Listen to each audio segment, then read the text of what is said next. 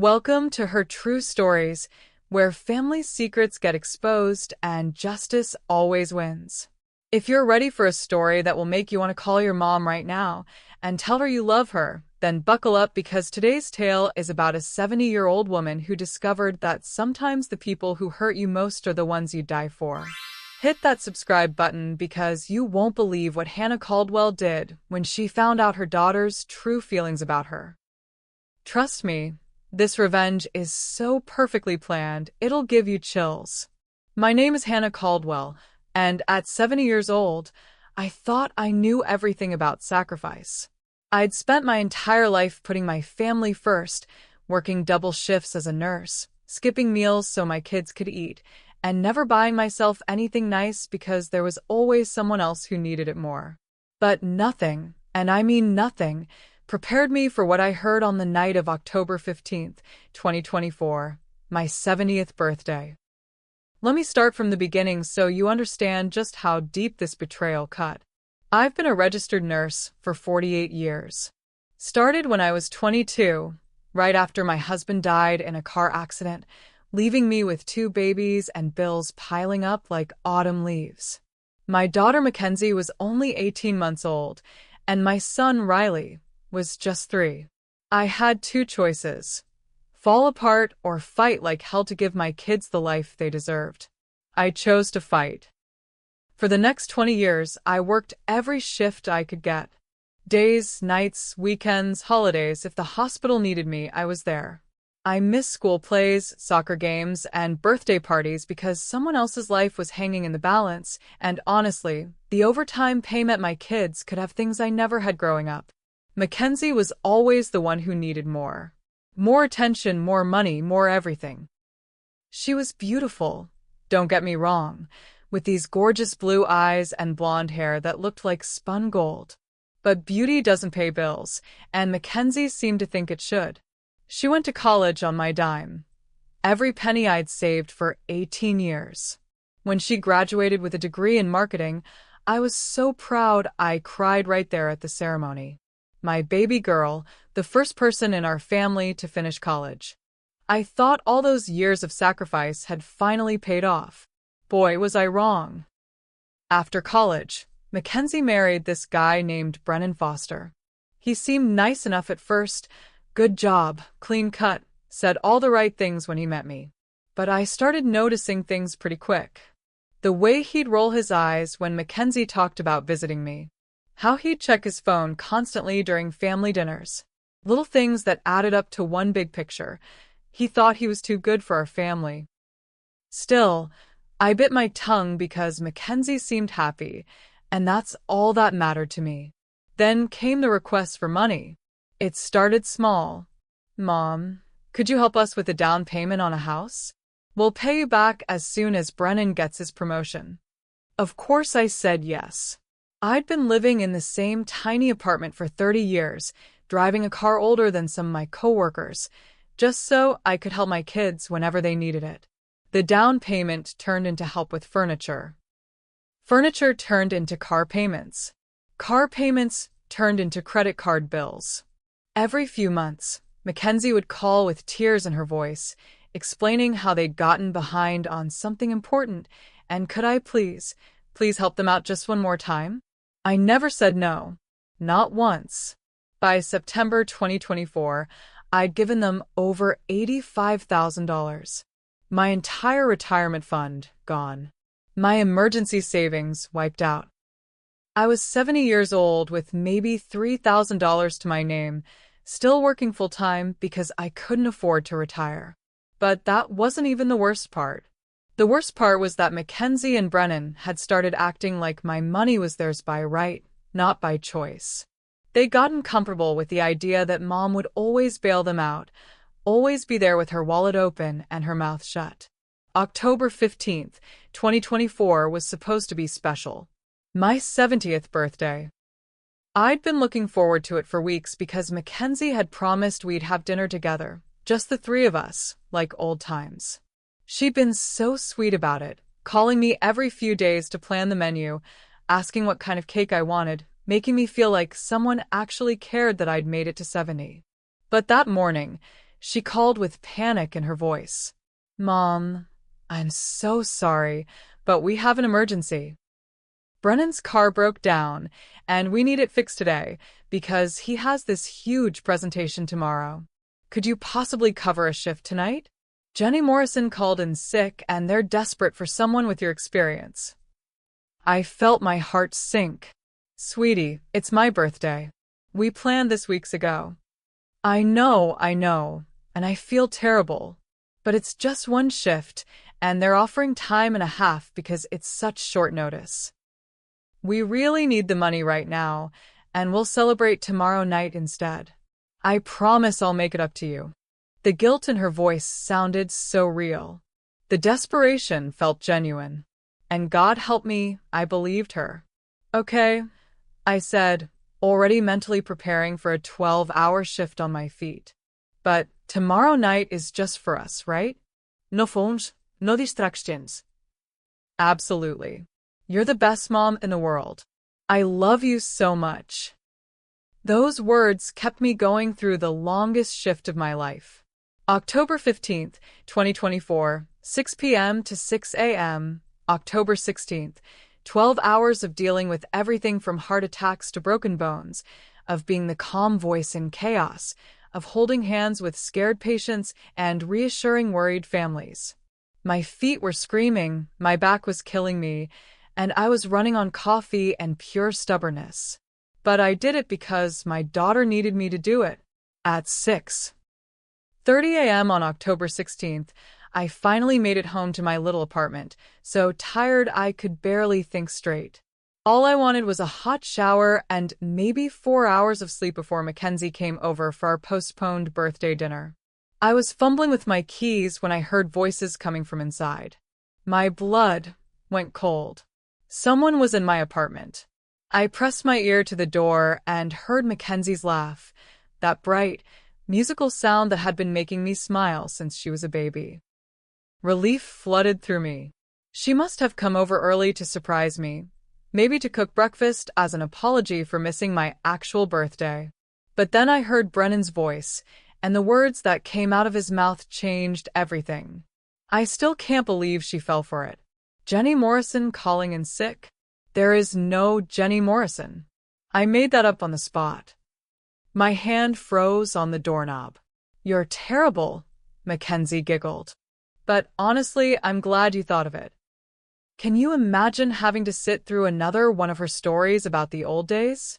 She tells the same 5 stories every time we see her. And the way she eats, Brennan added with disgust. Like she's never seen food before.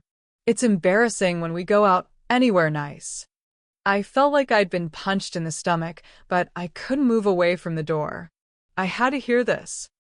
Well, we won't have to deal with it much longer, Mackenzie said, and her voice had gone cold in a way I'd never heard before. Once she finishes paying off our credit cards, we're putting her in Sunset Manor. Sunset Manor, the nursing home across town that everyone knew had problems with neglect and understaffing. Are you sure she'll go for that?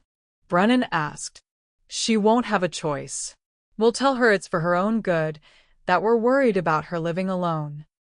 She's so desperate for our approval, she'll do whatever we want. And then what? Then we get to live our lives without her constantly guilt-tripping us about money or wanting to see us every week. Do you know how exhausting it is, pretending to care about her boring job and her health problems and her stupid cat? They both laughed, and the sound felt like nails on a chalkboard. Plus, Mackenzie continued, once she's in the nursing home, we won't have to worry about her finding out about the Hawaii trip or the new car. She thinks we're broke, and that's exactly how we want to keep it. Hawaii trip. New car. While I was working myself to death on my 70th birthday to help them pay their bills. How much more do you think we can get out of her? Brennan asked. Maybe another 20 or 30,000. She's got to have something left. Old people always have money hidden somewhere. I stood there in my hallway, still in my scrubs, listening to my daughter and son-in-law plan my financial destruction and social isolation, like they were discussing what to have for lunch. But the next words out of Mackenzie's mouth were the ones that broke something inside me forever. Honestly, I'll be relieved when she's gone. She's been such a burden my whole life. Do you know what it was like growing up with a mom who worked all the time? I was basically an orphan. And now she expects me to take care of her just because she's old? It's not my fault she didn't plan better for retirement. A burden. Her whole life. I thought about every sacrifice I'd made. Every time I'd chosen her needs over mine. Every birthday of my own I'd skipped, so she could have a party. Every Christmas morning I'd worked, so she could have presents under the tree. And I was a burden. I backed away from the door as quietly as I could and walked to my car, being careful not to wake my cat Whiskers, who was sleeping on the windowsill. My hands were shaking so bad I could barely get the key in the ignition, but somehow I managed to drive to the 24-hour diner down the street. I sat in that vinyl booth for 3 hours, drinking coffee and staring at my reflection in the window, trying to process what I'd just heard. My daughter didn't love me. She tolerated me because I was useful. And the second I stopped being useful, she was going to throw me away like yesterday's newspaper. But here's the thing about being 70 years old and working in healthcare for nearly 5 decades. You learn that life is short and you better make it count. I also learned that people who think they're smarter than everyone else usually have blind spots you can drive a truck through. Mackenzie and Brennan had made one crucial mistake. They assumed I was weak, desperate, and stupid. They thought I'd just roll over and let them destroy me. They were about to find out exactly how wrong they were. By 11 a.m. on October 16th, I had a plan. It wasn't going to be quick and it wasn't going to be easy, but it was going to be absolutely perfect. They wanted to play games with my money and my emotions? Fine. I'd play games too. But I'd been playing longer, and I played for keeps. The first thing I did was call in sick to work for the next 3 days. After 47 years of nearly perfect attendance, I figured I'd earned it. Then I drove to the bank and quietly closed my checking account, withdrawing the remaining $3,247 in cash. I opened a new account at a different bank across town under just my name, with new security protocols they couldn't access even if they tried. Next, I called my old friend Patricia Hendricks, who'd worked as a financial advisor before retiring. We'd stayed in touch over the years, meeting for coffee every few months. "Hannah," Patricia said when I explained what I wanted to do, "are you absolutely sure about this? This seems very sudden." "I'm positive. How long will it take?" "If you're serious about what you're asking me to do, I can help you set it up by tomorrow afternoon." "But Hannah, this is going to require some acting on your part." "I think I can manage that." Patricia looked concerned. "Is everything okay?" "You seem different." I smiled at her, probably the first real smile I'd managed since hearing Mackenzie's conversation. "Everything's about to be just fine." By Thursday, October 17th, Patricia and I had our plan in place. I'd also done something else. I went shopping for some new clothes.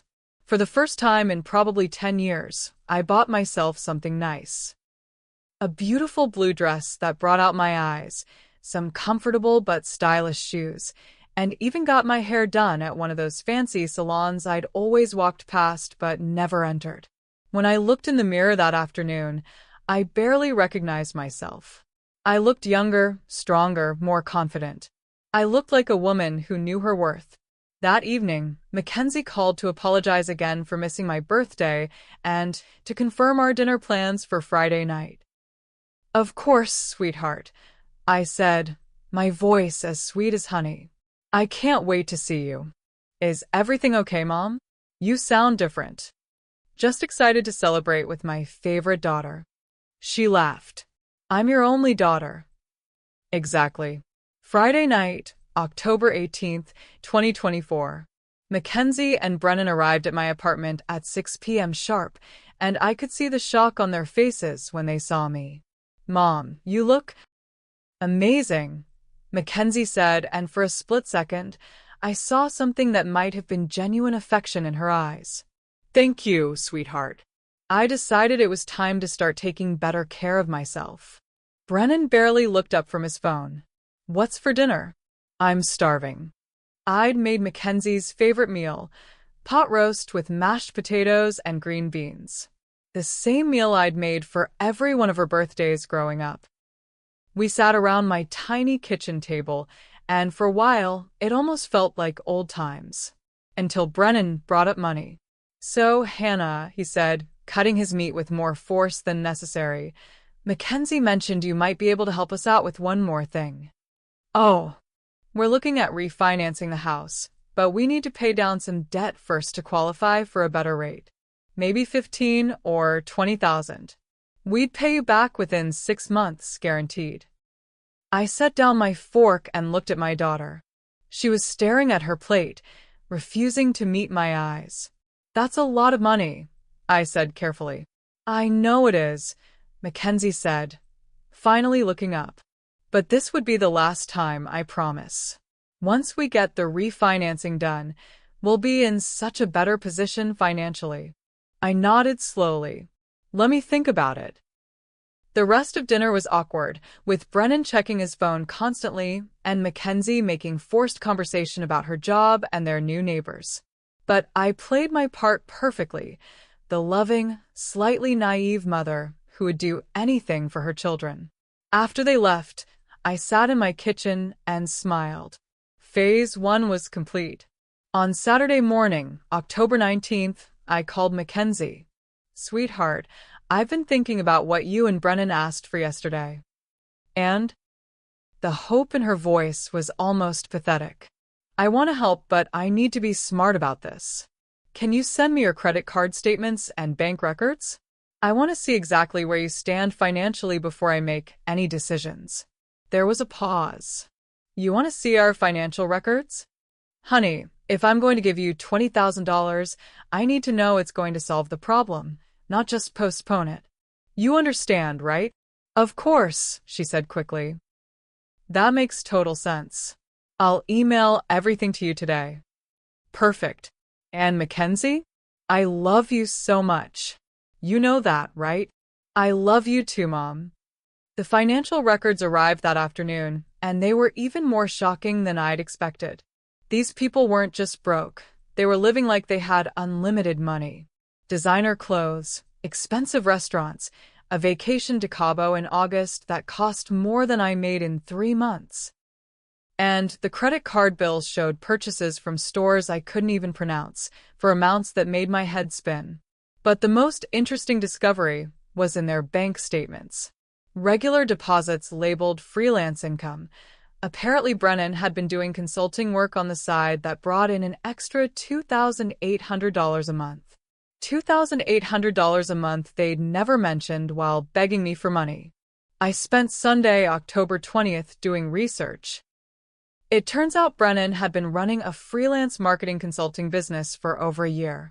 Their combined income was actually close to $165,000 a year, more than 3 times what I'd ever made. They weren't broke. They were just greedy and terrible with money. On Monday, October 21st, I called Mackenzie with my decision. I've reviewed everything you sent me, I told her, and I've decided to help you in a different way. What do you mean? Instead of just giving you money, I'm going to connect you with my friend Patricia Hendricks. She's a financial advisor who specializes in debt management, and she's agreed to help you create a realistic budget and payment plan. Silence. Mom, we don't need a financial advisor. We just need the money to pay down our debt. Sweetheart, if I just give you money without addressing the underlying problem, you'll be right back where you started in 6 months. This way, you'll learn skills that will help you for the rest of your lives. But we already know how to budget. We just hit a rough patch. I looked at the credit card statement showing a $400 charge at a steakhouse from last week. I'm sure you do, honey. But humor your old mom, okay? Patricia is expecting your call today. Another long pause. Fine. We'll call her. Wonderful. And Mackenzie? I'm so proud of you for wanting to get your finances in order. It shows real maturity. Wednesday, October 23rd, Patricia called me with her report. Hannah, I've never seen anything like it. They walked into my office expecting me to rubber stamp a plan to get money from you, and when I started asking questions about their spending habits, they got hostile. What kind of questions? Basic stuff. Why they needed a $650 car payment when they both work from home most days. Why they were eating out 5 nights a week if money was tight. When I showed them a basic budget that would have them debt-free in 18 months without any help from you, they said it was unrealistic. Unrealistic how? Apparently, giving up their premium cable package and reducing their restaurant budget to $300 a month was asking too much. They said their friends would notice if they stopped going to nice places. I wasn't surprised, but hearing it from a professional made it real. What did you tell them? I told them exactly what you asked me to say, that I'd be happy to help them create a realistic debt management plan, but that I couldn't in good conscience recommend that you give them money without seeing significant changes in their spending habits first. How did they react? Patricia laughed. Let's just say they won't be back. That evening, my phone rang nonstop. 12 calls from Mackenzie, 8 from Brennan, and several text messages that got progressively angrier as the day went on. The final text, sent at 11:47 p.m., was from Brennan. Your financial advisor is a joke. We don't need some stranger telling us how to live our lives. If you don't want to help your own daughter, just say so. I turned off my phone and went to bed with a smile on my face. Phase 2 was complete. Thursday, October 24th, I implemented Phase 3. I called Mackenzie bright and early. Good morning, sweetheart. How did your meeting with Patricia go? It was fine, she said, her voice tight. But Mom, we really don't need a financial advisor. We just need your help with this one thing, and then we'll be fine. I understand you feel that way, but I've made my decision. I'm not comfortable giving you money without professional oversight. Professional oversight? Her voice went up an octave. I'm your daughter, not a business investment. You're absolutely right, and that's exactly why I want to make sure I'm helping you in the best way possible. If you're serious about getting out of debt, you'll work with Patricia. If not, I let the sentence hang. If not, what? Then I guess you're not as serious about this as I thought you were. The silence stretched for so long I thought she'd hung up. Finally, she spoke, and her voice was cold as ice. Fine. We'll work with your precious financial advisor. But this is ridiculous, Mom. We're adults. I know you are, sweetheart. That's why I'm confident you'll do the right thing. But they didn't call Patricia back. Instead, they tried a different approach.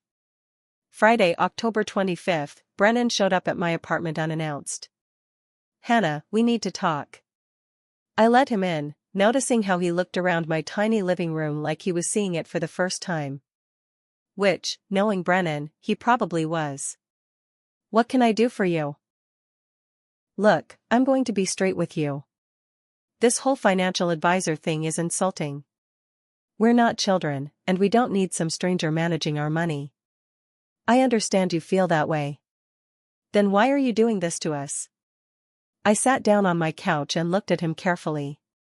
Brennan, can I ask you something? Sure. Do you love my daughter? The question caught him off guard. Of course I do. Why would you ask that? Because if you love her, you want what's best for her, right? You want her to be secure and happy and free from financial stress? Obviously. Then why won't you do the simple things that would achieve those goals? He stared at me like I'd started speaking a foreign language. What do you mean? I mean, if you really loved Mackenzie, you'd be willing to make sacrifices to ensure her financial security. You'd cut unnecessary expenses, create a budget, and live within your means. The fact that you're not willing to do those things tells me that your comfort is more important to you than her well-being. His face turned red. That's not fair. Isn't it? Hannah, you don't understand the kind of pressure we're under. Our friends, our coworkers, the neighborhood we live in, there are expectations. Whose expectations matter more? Your friends or your wife's future? He didn't have an answer for that. Brennan, I'm going to tell you something, and I want you to listen carefully. I have worked for 48 years to build a modest retirement fund. I could give you the money you're asking for, but if I do, you'll be back in 6 months asking for more. Because the problem isn't your debt. The problem is your choices. So you're just going to let us struggle? I'm going to let you grow up.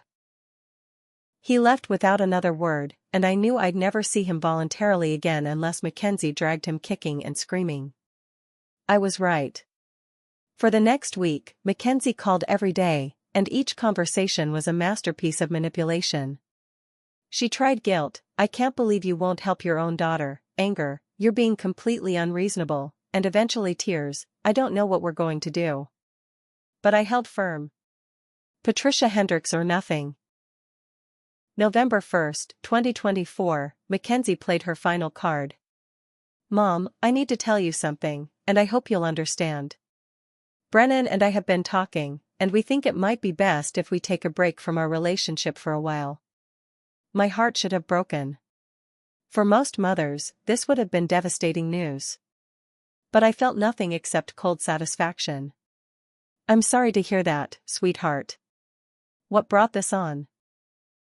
The stress of our financial situation, combined with the stress of you not supporting us when we need you most, it's just too much. I see. We're not cutting you out completely, but we need some space to figure things out on our own. Of course. I understand completely. The surprise in her voice was obvious. You do? Mackenzie, you're 32 years old. If you feel like you need space from your mother to work on your marriage, then that's what you should do. Oh. Okay. I thought you'd be more upset. Why would I be upset? You're making adult decisions about your adult life. I'm proud of you for taking responsibility. Another long pause. We'll still talk sometimes, right? Whenever you want to, sweetheart. I'm always here for you. After she hung up, I poured myself a glass of wine and toasted the mirror. Phase 3 was complete. November 15th, 2024, I started Phase 4. I called my old colleague Tom Bradley, who'd retired from nursing but still had connections all over the city. I asked him to help me find information about Mackenzie and Brennan's financial situation, specifically, who they owed money to and how much. Hannah, that's a pretty specific request. What's going on? I explained the situation, and Tom was quiet for a long moment. You know what? I think I can help you out. My nephew works for a credit reporting agency. Let me make some calls. Within a week, Tom had provided me with a complete picture of their financial disaster, and it was even worse than I'd thought. They owed money to 14 different creditors. Credit cards, personal loans, money borrowed from friends and coworkers, even a debt to Brennan's own brother. The total amount was close to $98,000, not the $30,000 they'd led me to believe. But the most interesting discovery was their mortgage. Turns out they'd taken out a second mortgage on their house 4 months earlier and used the money for their vacation to Hawaii and a down payment on Brennan's new truck. The house I'd helped them buy was now at risk of foreclosure. Tom also discovered something else interesting. Brennan's consulting business wasn't quite as successful as their bank statements suggested. Most of those deposits were from sporadic projects, not steady income. The actual business income was inconsistent at best. They weren't just greedy. They were living in complete financial fantasy land. On November 20th, I had Tom help me gather contact information for all of their creditors. Then I did something that felt perfectly justified. I sent each creditor a letter with copies of Mackenzie and Brennan's real income and asset information, along with proof of their recent luxury spending. I didn't do this to hurt them. I did it to give their creditors accurate information so they could make informed decisions about payment plans and collection efforts. If Mackenzie and Brennan wanted to be adults, they could deal with adult consequences. The call started on November 22nd, Thanksgiving Day, which felt appropriate. Mackenzie's voice was barely recognizable through her tears. "Mom, something terrible has happened. All our creditors are demanding payment at once. They're threatening to garnish Brennan's wages and foreclose on the house." "Oh no, sweetheart. How did that happen?" "We don't know. Someone sent them all this financial information about us, and now they're saying we misrepresented our ability to pay." "Who would do such a thing?" "We think it might have been Patricia Hendricks. She's the only one who had access to all our financial records." I gasped appropriately. "That's terrible. Have you called her to ask?" "She says she didn't do it, but who else could it have been?" "I don't know, honey. But listen, maybe this is actually a good thing." "A good thing?" "Mom, we might lose our house. I know it seems scary, but think about it. If all your creditors are calling, maybe you can work out payment plans with all of them at once. Get everything organized and manageable. We can't afford payment plans with everyone. There are too many of them. Then maybe it's time to consider bankruptcy." The word hung in the air like a curse. Bankruptcy? It's not the end of the world, Mackenzie. Lots of people file for bankruptcy and rebuild their lives. Maybe this is the fresh start you need. But our credit will be ruined. Your credit is already ruined, sweetheart. At least this way, you can start over with a clean slate. She was crying harder now. "I can't believe this is happening. I know it's hard, but you're strong. You'll get through this. Will you help us? With the bankruptcy lawyer fees?" And there it was. Even in the middle of financial ruin, she was still asking me for money. "Mackenzie, I love you, but I think the best thing I can do right now is let you and Brennan handle this on your own. You said you needed space, and I want to respect that." The silence was deafening. "Mom, please. We really need your help." "I know you do, sweetheart. And I'll be here to support you emotionally through this difficult time. But financially? I think it's best if you work with professionals." She hung up on me. That was the last time we spoke for 3 weeks. December 12, 2024, I received a call from a number I didn't recognize. "Is this Hannah Caldwell?" "Yes, who's calling?" "This is attorney Jennifer Morrison from Morrison Legal Services. I represent Brennan and Mackenzie Foster in their bankruptcy proceedings." "I see. Mrs. Caldwell, my clients have informed me that you've been providing them with financial support for several years, and they're wondering if you'd be willing to provide a character reference for the court." "What kind of character reference?" "Something stating that they're responsible people who got into temporary financial difficulties through no fault of their own, and that they have family support to help them rebuild." I almost laughed out loud. "Attorney Morrison, I'd be happy to provide a character reference, but I'm afraid it wouldn't be the kind your clients are hoping for." "What do you mean?" "I mean I'd have to be honest about their spending habits, their refusal to accept financial counseling, and their pattern of asking for money while hiding their true income and assets." Another pause. "I think there's been a misunderstanding." "I don't think there has been. Your clients are adults who made adult choices. They can face adult consequences." "Mrs. Caldwell, this is your daughter we're talking about." "Yes, it is. And maybe if someone had held her accountable for her choices earlier in life, she wouldn't be in this situation now." She hung up without saying goodbye. December 15, 2024, Mackenzie showed up at my apartment at 9 p.m., and she looked terrible. Her beautiful blonde hair was unwashed and pulled back in a messy ponytail. She'd lost weight, but not in a good way. She looked gaunt and exhausted.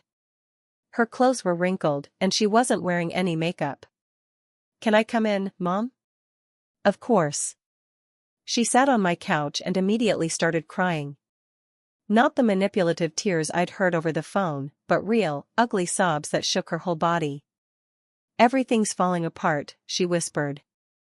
I sat down next to her and rubbed her back like I had when she was little. Tell me what's happening. We filed for bankruptcy, but it's not helping. The lawyer says because we hid income and assets, it might be denied.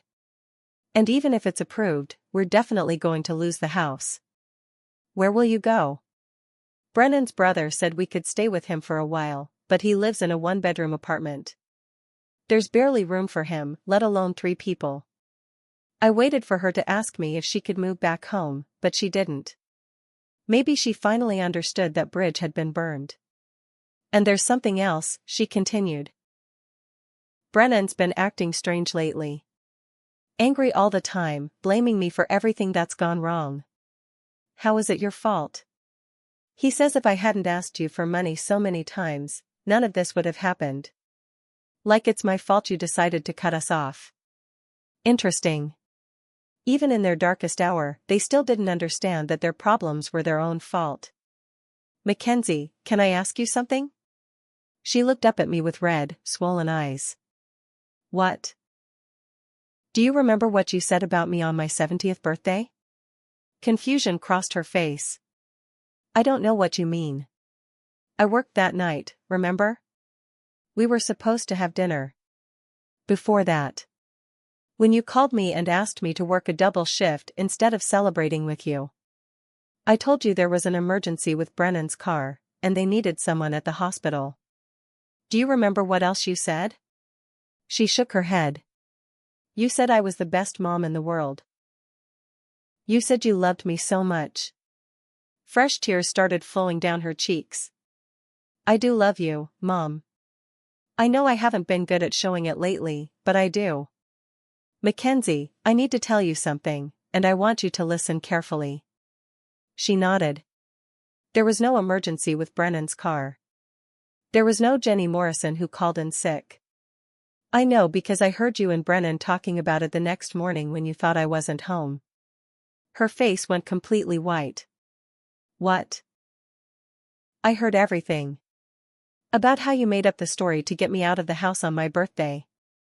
About how you were planning to put me in a nursing home once you got more money out of me. About how I'd been a burden your whole life. She stared at me like I'd just told her the sky was green. Mom, I can explain. Can you? Can you explain why you think I was a burden when I worked myself to death to give you everything you wanted? Can you explain why you thought it was okay to lie to me on my 70th birthday? Can you explain why you were planning to warehouse me in Sunset Manor like I was a piece of furniture you didn't want anymore? It wasn't like that. It was exactly like that. She was crying so hard now she could barely speak. I'm sorry. I'm so sorry. I didn't mean any of it. Yes, you did. And you know what? That's okay. What? I said that's okay. You're allowed to feel however you want about me. You're allowed to think I was a burden. You're allowed to wish I wasn't part of your life. She looked at me like I'd lost my mind. But Mom, here's what you're not allowed to do. You're not allowed to lie to me, steal from me, and plan to abandon me while pretending you love me. You're not allowed to use my emotions against me while laughing about it behind my back. I never laughed about it. Yes, you did. I heard you. She buried her face in her hands. What do you want me to do? I don't want you to do anything, Mackenzie. You're an adult. You made your choices, and now you get to live with them. So that's it? You're just going to let me lose everything? I'm not letting you do anything. You did this to yourself. She looked up at me with something I'd never seen before, real desperation. Mom, please. I know I messed up, but I'm your daughter. Doesn't that mean anything? It means everything. That's why this hurts so much. Then help me. I am helping you. I'm helping you learn that actions have consequences. She stood up abruptly. You know what? Brennan was right about you. You are selfish. You've always been selfish. You worked all those extra shifts because it made you feel important, not because you cared about us. You kept us dependent on you because it made you feel needed. The words were designed to hurt, and they did. but I'd had months to prepare for this moment. You might be right, I said calmly. I might have made mistakes as a mother. But at least I never pretended to love someone while planning to destroy them.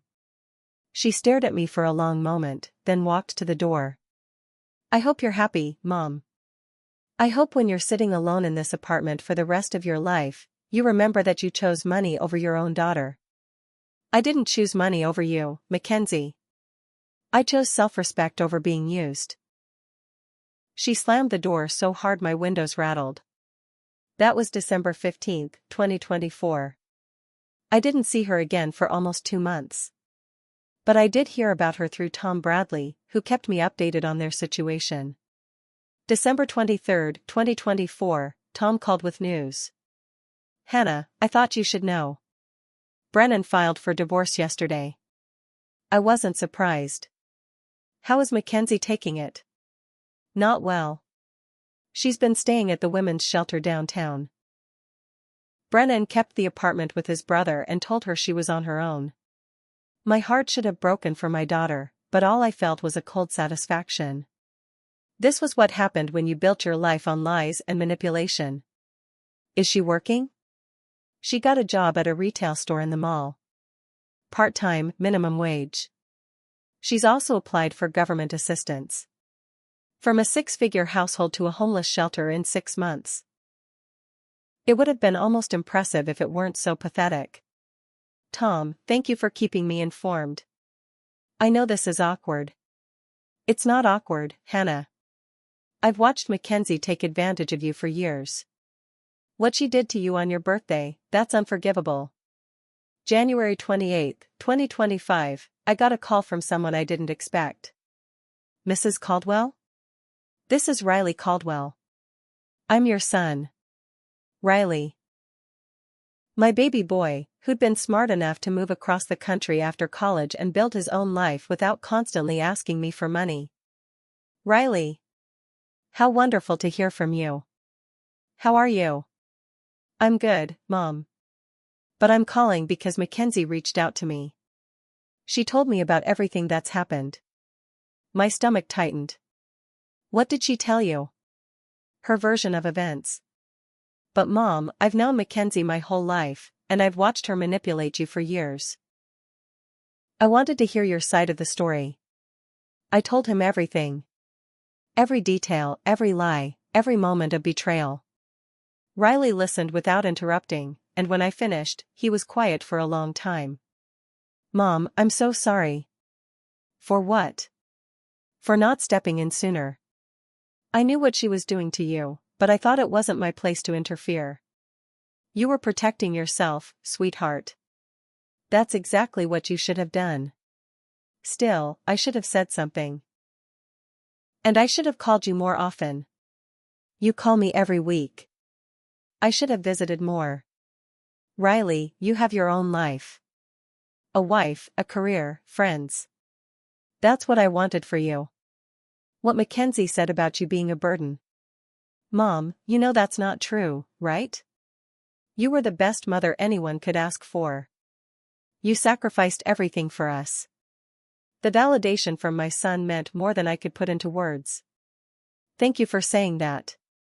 I'm not just saying it. It's true. And what she did to you on your birthday, that's unforgivable. I've accepted what happened. Have you really? I thought about it. I've accepted that she's capable of doing those things. But I'll never trust her completely again, and I'll never put myself in a position where she can hurt me like that again. Good. Because she asked me to talk to you about giving her another chance. And what did you tell her? I told her that she burned that bridge herself, and if she wanted to rebuild it, she'd better start with a sincere apology and some actual changes in her behavior. What did she say to that? She said you were turning the family against her. We both laughed at that, but it wasn't entirely funny. Riley, can I ask you something? Sure. Do you think I'm doing the right thing? Letting her struggle instead of helping her? Mom, let me tell you what I think. I think Mackenzie is 32 years old, And this is the first time in her life she's had to face real consequences for her actions. Maybe if she'd faced some consequences earlier, she wouldn't have turned into the kind of person who could treat her mother the way she treated you. So you think I should stick to my decision? I think you should do whatever makes you feel at peace with yourself. But personally, I think Mackenzie needs to learn that other people aren't responsible for her poor choices. February 14, 2025, Valentine's Day, I received a letter in the mail. The return address was from the women's shelter where Mackenzie had been staying, but when I opened it, I saw it was from someone named Jessica Chen. Dear Mrs. Caldwell, you don't know me, but I've been sharing a room at the shelter with your daughter Mackenzie. She talks about you all the time, and I felt like I needed to reach out. I want you to know that Mackenzie is not doing well emotionally. She's been here for almost 7 weeks now, and she cries every night. She keeps saying she wants to call you, but she's too ashamed of what she did. I know it's not my place to get involved in family business, but I can see how much she misses you. She shows everyone pictures of you and talks about how you used to take care of her when she was little. I think she's finally starting to understand how badly she messed up. Yesterday, she got a letter from her ex-husband's lawyer about the divorce settlement, and she just sat on her bed and said, I had the best mom in the world, and I threw it all away for nothing. I don't know what happened between you two, but I thought you should know that she's learning her lesson the hard way. If you ever want to talk to someone who's seeing Mackenzie every day, my phone number is 555-0847. Sincerely, Jessica Chen. I read the letter 3 times, then put it in my desk drawer. I didn't call Jessica Chen. March 8, 2025, I made a decision that surprised even me. I called the manager at Mackenzie's retail job. Hi, this is Hannah Caldwell. I believe you have an employee named Mackenzie Foster? Yes, we do. Is there a problem? No problem. I'm calling because Mackenzie is my daughter, and I wanted to let you know what kind of worker she is. Oh. Okay. She's always been reliable, hardworking, and good with people. If you're looking for someone to promote or give additional responsibilities to, I think she'd be an excellent choice. That's very nice of you to say. Actually, we have been impressed with her work ethic. She's never late, never calls in sick, and customers seem to like her. I'm glad to hear that. She's had some personal challenges lately, but she's a good person who deserves a chance to rebuild her life. Thank you for calling, Mrs. Caldwell. It's not often we hear from employees' family members with positive things to say. After I hung up, I went to check on Whiskers, who was curled up in his favorite spot by the heater. At least someone in this apartment was content with life. I sat in my living room and tried to figure out why I'd made that call. Giving Mackenzie money would have been enabling. Helping her get recognition for work she was actually doing? That was just being a decent human being. March 15, 2025, Mackenzie got promoted to assistant manager at the store, with a raise that brought her to full-time hours. I know because she called me that night. Mom? It's me. I hadn't heard her voice in 3 months, and it sounded different. Quieter, more uncertain. Hello, sweetheart. I got promoted at work today. Congratulations. I'm proud of you. Did you have anything to do with it? I could have lied, but I didn't see the point. I called your manager and told him you were a good worker. Silence. Why? She finally asked. Because you are a good worker. You always have been. But after everything I did to you, Mackenzie, I don't want you to fail. I never wanted you to fail. I just wanted you to succeed on your own terms instead of on my money. She started crying again, but these tears sounded different from the ones I'd heard before. Less desperate, more genuinely sad. Mom, I'm so sorry. For everything. For lying to you, for using you, for saying those horrible things about you. I know sorry doesn't fix anything, but I need you to know that I understand now how wrong I was. What do you understand? I understand that you weren't the burden. I was. You worked your whole life to take care of me and Whiskers, and I repaid you by treating you like an ATM machine. I understand that you didn't abandon me. I abandoned you first. I closed my eyes and felt something shift inside my chest. Thank you for saying that. I don't expect you to forgive me. I don't expect anything from you. I just wanted you to know that I finally see who I really was, and I'm trying to become someone different. How are you doing that? I'm seeing a counselor at the community center. And I'm working extra shifts to save money for my own apartment.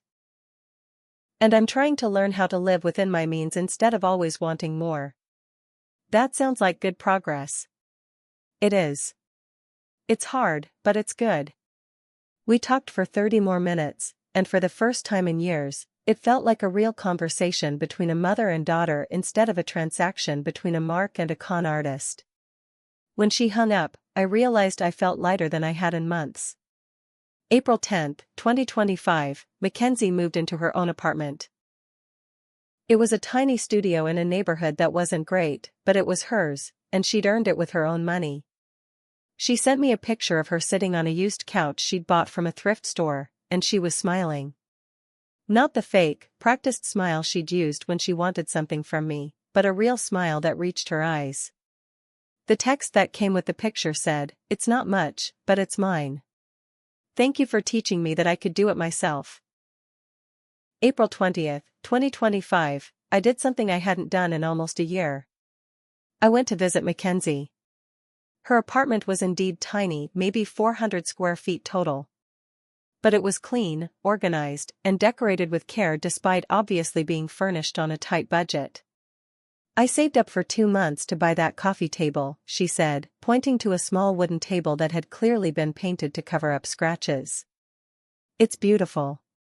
"It's not, but it's mine." We sat on her thrift store couch and drank coffee from mismatched mugs, and I realized this was the most comfortable I'd felt around my daughter in years.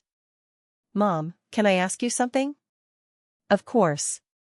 "How did you know?" "That I was lying to you, using you, planning to put you in a nursing home?" "I heard you and Brennan talking about it." "I know that part. But how did you know what to do about it? How did you plan everything so perfectly?" I smiled at her. "Sweetheart, I've been dealing with difficult people for 47 years. You learn to recognize the patterns." "What patterns?"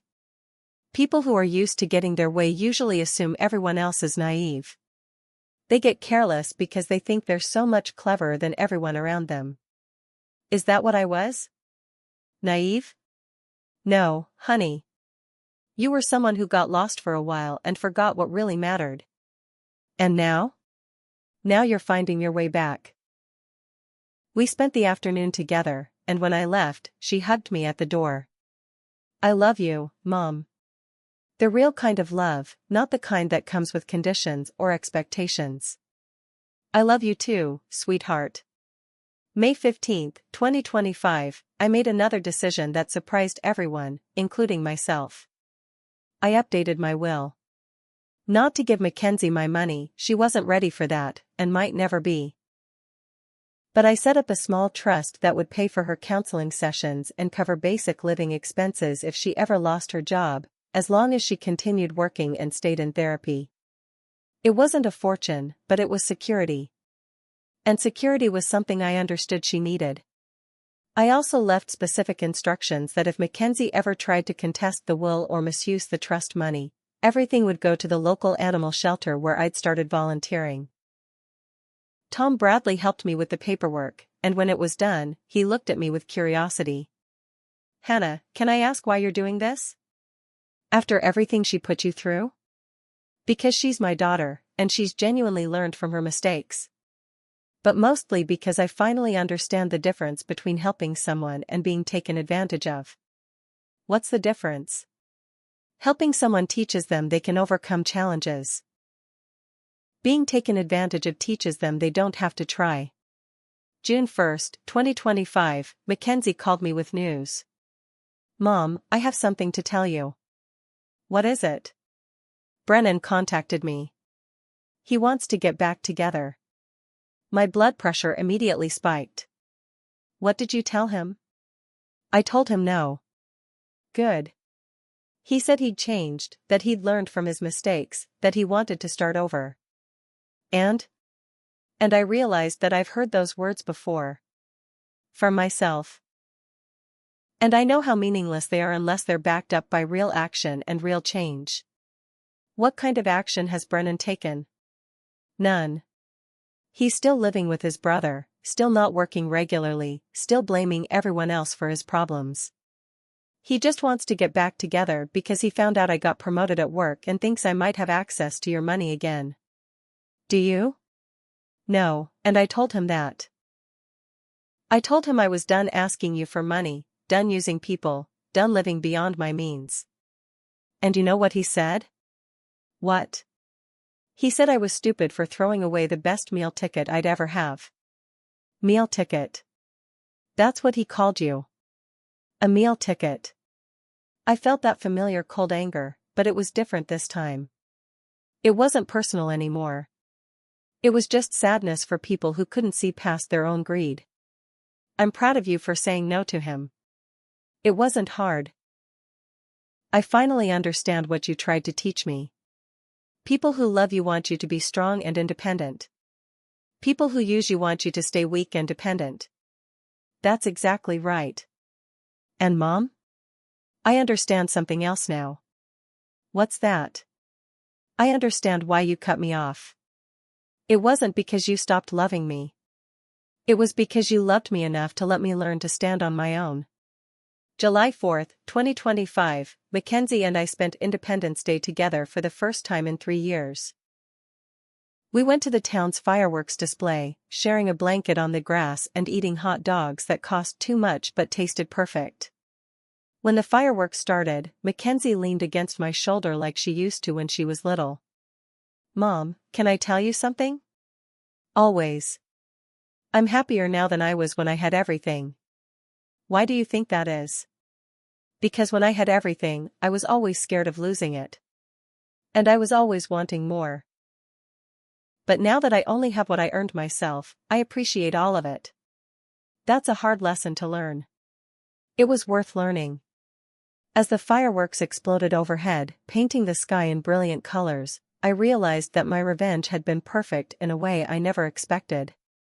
I hadn't just taught Mackenzie and Brennan that actions have consequences. I'd taught my daughter that she was stronger than she knew, more capable than she believed, and worthy of love that didn't come with conditions. The best revenge isn't making someone suffer. The best revenge is becoming so happy and successful that their opinion of you becomes irrelevant. And that's exactly what both Mackenzie and I had achieved. August 15, 2025, I got a call that made me laugh out loud. Mrs. Caldwell? This is Attorney Jennifer Morrison again. Hello, Attorney Morrison. What can I do for you? I'm calling because Brennan Foster has asked me to contact you about a possible reconciliation with your daughter. A reconciliation? He's prepared to apologize for any misunderstandings and work toward rebuilding the family relationship. Attorney Morrison, can I ask you something? Sure.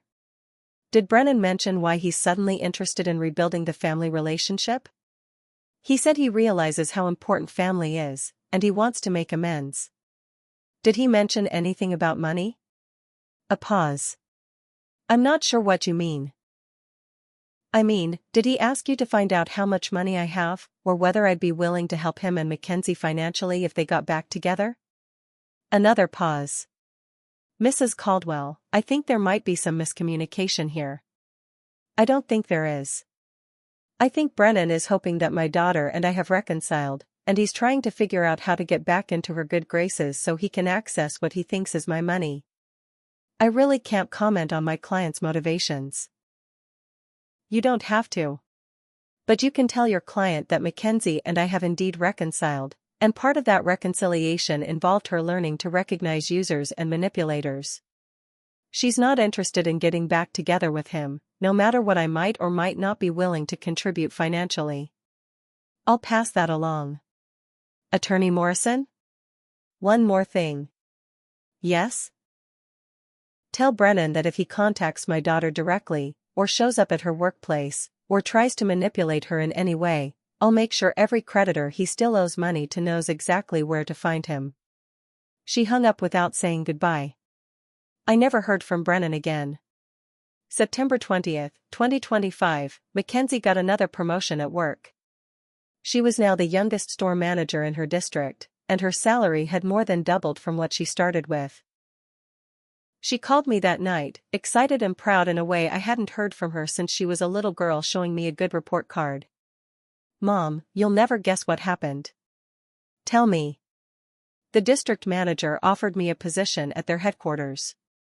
It would mean moving to Dallas, but it's a real career opportunity with benefits and everything." "That's wonderful, sweetheart. Are you going to take it?" "I want to, but I'm scared." "Scared of what?" "Scared of leaving you. We just got our relationship back, and I don't want to mess it up again." "Mackenzie, listen to me carefully. I want you to take that job." "Are you sure?" "I'm positive. You've worked hard for this opportunity, and you deserve it." "And sweetheart? The fact that you're worried about our relationship shows me how much you've grown." The old Mackenzie would have taken the job and expected me to be happy about it. The new Mackenzie is considering my feelings, which means you've learned how to love someone besides yourself. But what if I mess up again? What if I start making the same mistakes? Then you'll learn from those mistakes too. But Mackenzie, I don't think you will. You've been through enough consequences to last a lifetime. Will you visit me in Dallas? As often as you want me to. And you'll call me? Every week, just like always.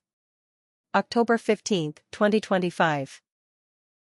Exactly 1 year after the night that changed everything, Mackenzie surprised me. She drove back from Dallas just to spend my 71st birthday with me. She showed up at my apartment at 6 p.m. with a birthday cake and a bottle of wine. "Happy 71st birthday, Mom." You remembered. I remembered a lot of things this year. We sat at my tiny kitchen table, the same table where I'd eaten so many lonely dinners while she was busy living her life without me, and she told me about her new job, her new apartment in Dallas, and her plans for the future. But the best part of the evening came when she handed me a card. "I wrote this myself," she said. "I didn't buy it at the store." Inside, in her careful handwriting, she'd written, "Mom, 1 year ago today, you worked a 12-hour shift on your 70th birthday because I lied to you. You sacrificed your special day because you thought I needed you to. The truth is, I've needed you my whole life, but I was too selfish and stupid to appreciate what I had. You didn't owe me anything. You'd already given me everything. But I kept taking because I thought your love was unlimited and unconditional. I learned this year that love might be unlimited, but respect has to be earned. I also learned that the best mothers aren't the ones who give their children everything they want. The best mothers are the ones who teach their children how to become people worth loving. Thank you for loving me enough to let me fall. Thank you for being strong enough to watch me struggle. And thank you for being patient enough to let me find my way back to you. I love you, Mom. The real kind of love that wants the best for you, not from you. Your daughter, Mackenzie." I read the card 3 times, then looked up at my daughter through tears I couldn't control. This is the best birthday present I've ever received. It's the truth. I know. That's what makes it so special. We spent the rest of the evening talking about everything and nothing, and when she left the next morning to drive back to Dallas, she hugged me tight and whispered, "Thank you for not giving up on me. Thank you for not giving up on yourself." That night, I sat in my study looking out at the city lights and thinking about the year I'd had. I'd lost a daughter and gained her back. I'd been betrayed and found justice. I'd been used and learned to value myself.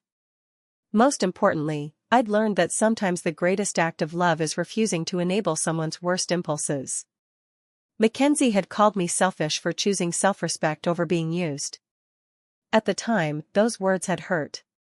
But now I realized she was right. I had been selfish. I'd been selfish enough to demand that my daughter treat me with basic human decency. I'd been selfish enough to expect honesty from the people I loved. I'd been selfish enough to believe that my feelings and my dignity mattered. And that selfishness had saved us both. If I'd continued to give Mackenzie money every time she asked, she would have continued to see me as nothing more than a resource to be exploited. She would have stayed married to Brennan forever, always struggling financially, always lying and manipulating, never learning that she was capable of taking care of herself.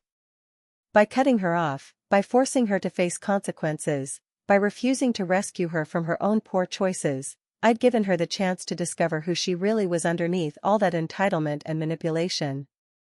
And who she really was turned out to be someone worth loving.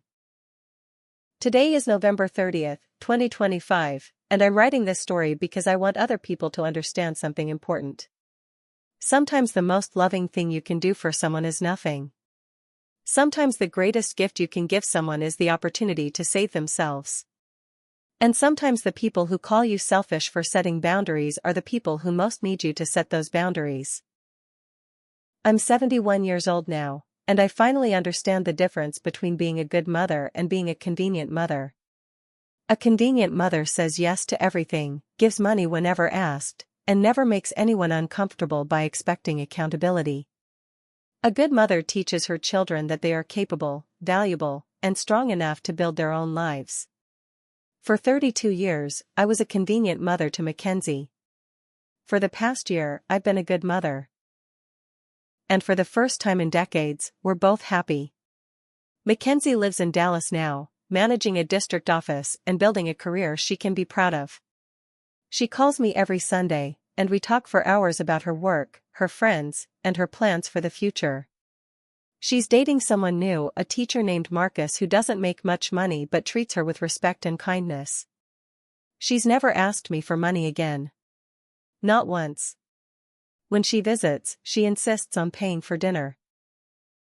When I mentioned needing new tires for my car, she offered to research the best deals for me instead of offering to pay for them.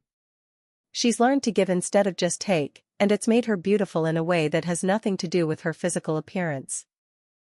As for Brennan, I heard through Tom Bradley that he's still living with his brother, still not working regularly, and still looking for someone to blame for his problems. He tried to contact Mackenzie a few more times through social media, but she blocked him everywhere and moved on with her life. Some people learn from their mistakes. Others just keep making the same mistakes with different people. I know which kind of person my daughter is now, and I'm proud of her. But I'm also proud of myself. I'm proud that I was strong enough to say no when saying yes would have been easier. I'm proud that I valued myself enough to demand respect from the people I loved. I'm proud that I loved my daughter enough to let her fail so she could learn to succeed. And I'm proud that when someone tried to use my love against me, I turned that love into a lesson that changed both our lives for the better. The revenge I planned was supposed to teach Mackenzie and Brennan that actions have consequences. But the real lesson was for me. I learned that I didn't have to accept being treated badly just because someone was family.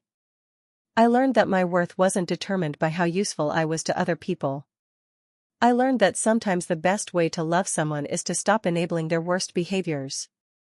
Most importantly, I learned that it's never too late to start valuing yourself. To anyone out there who's being used by someone they love, who's being taken advantage of by family members, who's being guilted into giving more than they can afford, I want you to know something. You are worth more than what you can provide for other people. Your love should be appreciated, not expected. Your generosity should be treasured, not demanded. And if someone only values you for what you can give them, they don't actually value you at all. It's okay to say no. It's okay to set boundaries. It's okay to demand respect from the people you love. And if they can't handle that, then maybe they don't deserve your love in the first place. Thank you for joining me on this journey from betrayal to justice to reconciliation. If this story moved you, please hit that subscribe button and ring the notification bell to join our community of strong people who refuse to be anyone's doormat. Remember, sometimes the greatest revenge is simply refusing to be a victim. Until next time, this is Her True Stories, where family drama meets justice, and love always wins, but only when it's real.